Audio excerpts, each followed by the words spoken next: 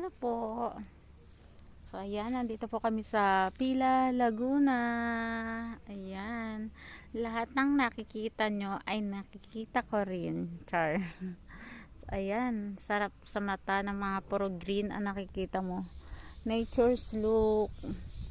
Ayan, so ito pong malaking puno na to ay bulak. Ayan, may ibon pa. Ayan, daming bunga ng nyog.